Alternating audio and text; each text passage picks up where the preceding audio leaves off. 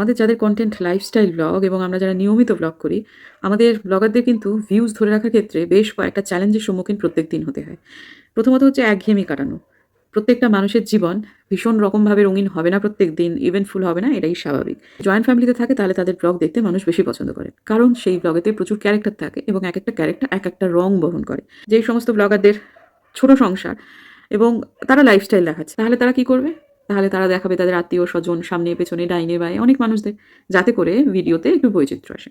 এইখানেই বহু ক্ষেত্রেই কিন্তু ব্লগারদের বেশ কিছু চ্যালেঞ্জের সম্মুখীন হতে হয়। কেচ্ছা কেলেঙ্কারি করে তো অনেক সময় ভিউজ আপ করে তোলা যায়, হ্যাঁ? কিন্তু সেটা যারা নয়, যারা ভদ্র ব্লগার তাদের কথা বলছি। যে সমস্ত মানুষদের ক্যারেক্টারদের আমাদের ব্লগে আনছি, সে সমস্ত মানুষদের একটা ফেস ভ্যালু তৈরি হচ্ছে। অনেকের ক্ষেত্রে যাদের ব্লগ মানুষ দেখে আবারও বলছি সে সমস্ত মানুষদের। তারা যদি মনে করেন যে, এই যে ফেস ভ্যালু তৈরি হচ্ছে, পজিটিভ ফেস ভ্যালু অবশ্যই সেটাকে কাজে লাগিয়ে তারাও একটা চ্যানেল করবেন, তাহলে ঠিক আছে। তাদের সম্পর্কে কেউ যদি কোনো নেতি মন্তব্য করে, আমাদের ব্লগারদের সেটা বলবার কথা আছে যে, তোমারও তো একটা স্বার্থ আছে আমার ব্লগেতে আসার জন্য। কিন্তু যাদের এটা নেই, তারা যদি আমাদের ব্লগে আসে এবং তাদের সম্পর্কে কেউ যদি কোনো নেতি মন্তব্য করে, তাহলে অবশ্যই সেই দায়টা কিন্তু লাইফস্টাইল ব্লগারের। কারণ সে যদি একটা ২০ মিনিটের ব্লগে ২ মিনিটও সেই মানুষটিকে রাখে, তাহলে কিন্তু সেই ২ মিনিট থেকেও যে রেভিনিউটা আসবে, ব্লগারের পকেটেই আসবে। সেই মানুষটির কাছে কিন্তু যাবে না। বলেন যে, "আমার চেহারাটা নিয়ে তোমরা ব্যবসা করছো।" তাহলে কিন্তু মানে সে ভুল কিছু বলছে তেমনটা নয় কিন্তু, হ্যাঁ? বেশিরভাগ মানুষই সেটা বলেন না। এতটা চিপ খুব কম মানুষই হন। কিন্তু তখনই সেই কথাটাকে চিপ কেউ বলতে পারে না, যখন সেই মানুষটির প্রেজেন্স নিয়ে কোনো দর্শকদের মধ্যে কেউ একটা কোনো নেগেটিভ মন্তব্য করলো এবং সেই ব্লগার চুপ করে থাকলো। যেটা আদৌ ঠিক নয়। প্রত্যেকটা মানুষের উপস্থিতি আমি যখন আমার ব্লগে দেখাচ্ছি, দায়িত্বটা আমার যে তার ইমেজটা যাতে ক্লিন থাকে সেটা দেখানোর।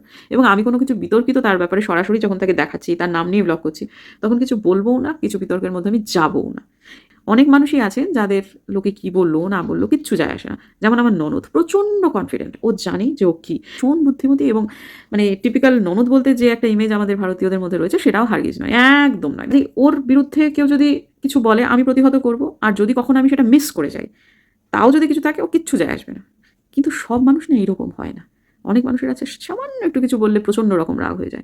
তবে এই যে অভিজ্ঞতাটার কথা আমি এখন বলছি সেইটা যে আমি একেবারে রাতারাতি শিখে এসেছিলাম ব্লগে তাও না।